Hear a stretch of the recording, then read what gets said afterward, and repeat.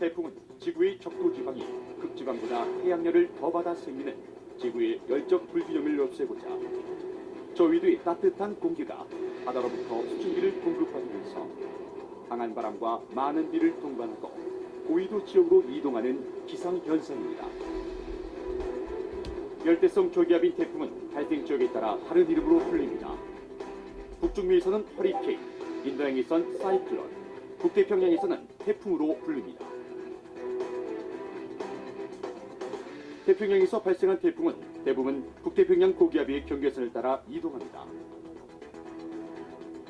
주로 7, 8월에 북태평양 고기압의 축이 북상하기 때문에 우리나라에는 주로 7, 8월에 많은 태풍이 올라옵니다. 우리나라에는 한 해 3개 정도의 태풍이 올라오는데 8월, 7월, 9월 순으로 전체의 약 90%가 내습합니다. 태풍주의보는 풍속 13m, 파고가 3m를 초과할 때 강우량이 80mm 이상 예상될 때 발령되고 태풍 경보는 풍속 17m 이상 또는 강우량이 100mm 이상 예상될 때 발령됩니다. 2002년 태풍 루서와 2003년 태풍 매미는 각각 5조여 원, 4조여 원 등의 천문학적인 재산 피해를 기록했습니다.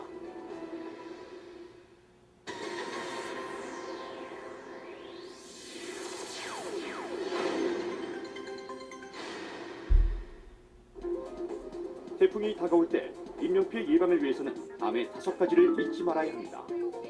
첫째, 노약자나 어린이는 가급적 외출을 삼가십시오.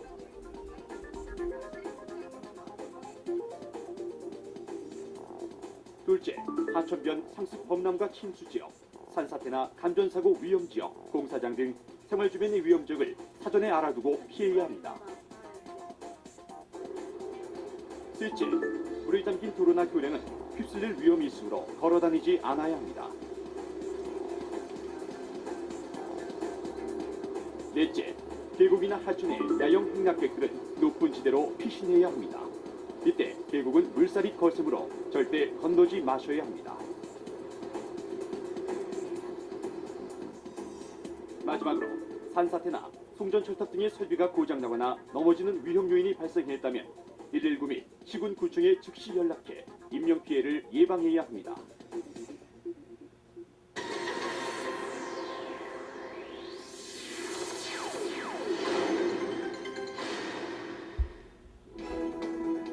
태풍 발생 예보 시에는 텔레비전이나 라디오, 인터넷을 통해 태풍의 진로와 도달 시간을 숙지합니다. 가정의 대처하는 노하우 대공개.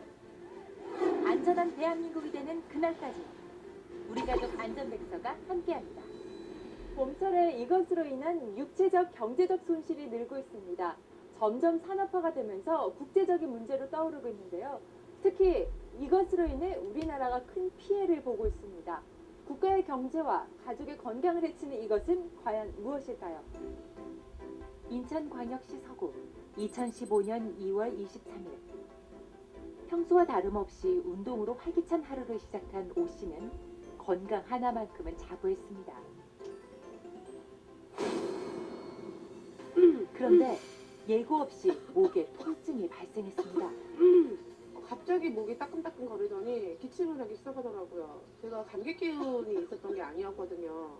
근데 침을 삼키기 힘들 정도로 목이 따끔따끔 거리고 기침이 끊이질 않더라고요. 좀 많이 불편했어요.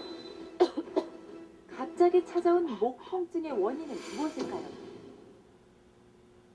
바로 황사 때문이었습니다. 지난 2월 22일 전국에 황사특보가 내려졌습니다. 이렇게 황사특보가 전국에 내려진 건 지난 2011년 이후 4년 만입니다. 봄철 불청객 황사로 인해서 건강에 적신호가 켜졌습니다. 겨울 황사가 한반도를 뒤덮었습니다. 전국 대부분 지역에 황사특보가 내려졌습니다.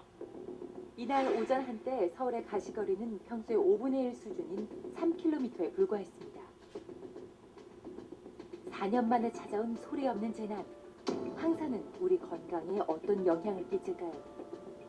호흡기를 통해서 황사가 침범을 하기 때문에 우리 코에서는 비염이나 부비동염 일으킬 수 있고 또 심하게는 중이염까지도 유발시킬 수가 있고요.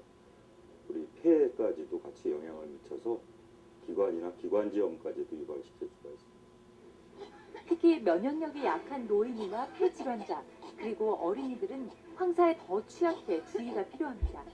큰 질병에 노출될 위험이 있어 황사가 발생하면 외출을 자제하는 것이 좋습니다. 아토피성 피부염이나 건선을 증가시킬 수가 있습니다. 또한 눈 쪽으로 자극이 될 경우에는 알레르기성 결막염이나 각막염, 안구 건조증 등을 나타낼 수 있습니다.